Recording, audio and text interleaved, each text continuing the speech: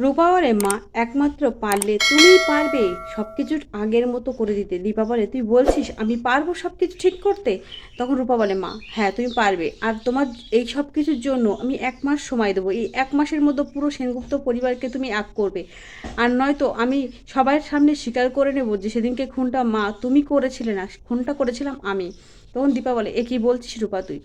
তখন উর্মি এতদিন জানিয়েছিল যে লাবণ্য একটা ভালো স্কুলে আছে, কিন্তু দীপ তার মায়ের ঘরে ঢুকে লাবণ্যর ঠিকানা খুঁজতে সে দেখতে পায় লাবণ্যকে একটা অনাথ আশ্রমে পাঠিয়ে দিয়েছে। সেটা দেখে দীপ অবাক হয়ে যায় আর বলে, মা মা তুমি এত ছোট, তুমি লাবণ্যকে অনাথ আশ্রমে পাঠিয়ে দিয়েছো? এমন সময় দেখা যায় উর্মি সেখানে ঢুকে পড়লে দীপ সেই ঠিকানাটা নিজের পকেটে লুকিয়ে নেয়। ওদিকে উর্মি জিজ্ঞাসা করে, তুই এখানে কি করছিলিস, কি চুরি করছিস এখানে? তখন দীপ বলে, মা এখানে কিছুই চুরি করার মতো নেই, আর তোমার ঘর থেকে কি চুরি করতে পারি আমি? এই বলে দীপ সেখান থেকে চলে যায় আর বড় মা অর্থাৎ দীপাকে জানায়। বড় মা দীপ লাবণ্যর সব ঠিকানা জানিয়ে দেয়। সেই মতো দীপা চলে যায় সেই অনাথ আশ্রমে। সেখানে গিয়ে লাবণ্যর ওই রূপ দেখে দীপার কান্না চলে আসে। সে যেন একটা অনাথ বাচ্চা, তার যেন কেউ নেই। সে তাকে দেখতে একদম বিধ্বস্ত লাগছে। দীপা তার কাছে যেতে গেলে লাবণ্য তাকে ঠেলে সরিয়ে দেয়। লাবণ্য বলে, আমার কাছে আসবে না, আমার কেউ নেই। লাবণ্য দীপার দেওয়া গিফটগুলো ছুঁড়ে ফেলে দেয়। আর লাবণ্য বলে, আমি এখন বড় হয়ে গেছি, আমাকে কে ভালোবাসে কে ভালোবাসে না সবটা আমি বুঝি। দীপা বলে, তুমি এখনো অত বড় হয়ে যাওনি পাকা বুড়ি, আমি তোমাকে এখান থেকে নিয়ে যাব। লাবণ্য বলে, জানো জানো ভালো মা, তুমি যখন চলে গিয়েছিলে তখন দীপদাদার মা আমাকে খুব মারতো খুব বকতো, তারপরে একদিন এখানে এনে আমাকে রেখে গিয়েছে, আর মাসে মাসে এসে আমাকে আমার খরচের জন্য 10,000 টাকা করে দিয়ে যায়, আর আমাকে অনেক মারে আর বকে। তখন লাবণ্য আরও বলতে থাকে, আমার সাথে কেউ কখনো দেখা করতে আসেনি, ভালো ছেলে আসেনি।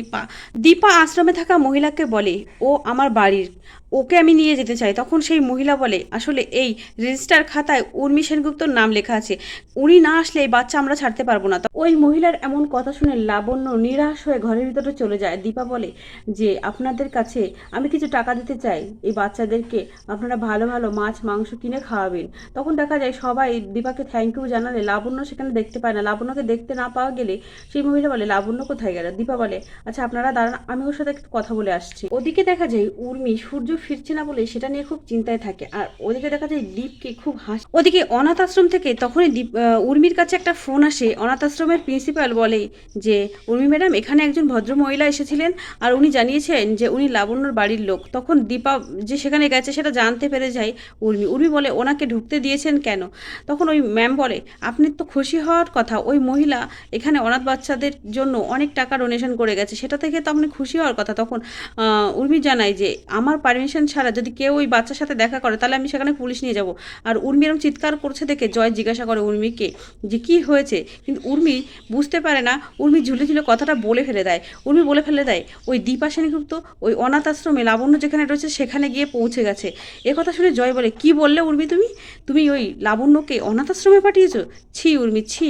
তখন উর্মি বলে, কি করব, তোমার পাপকে আমি ভালো স্কুলে পড়বো, ভালো জায়গায় মানুষ করতে দেবো?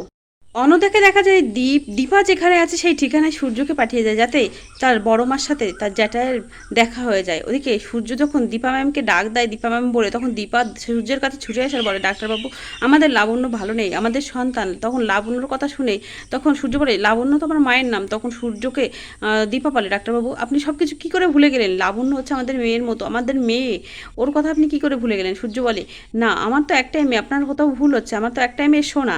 তারপরে কী করে স্মৃতিশক্তি ফিরবে সূর্যর, কী করবে দীপা, সেটাই জানতে হলে আমার চ্যানেলটি সাবস্ক্রাইব করে আমার পাশে থেকে ধন্যবাদ।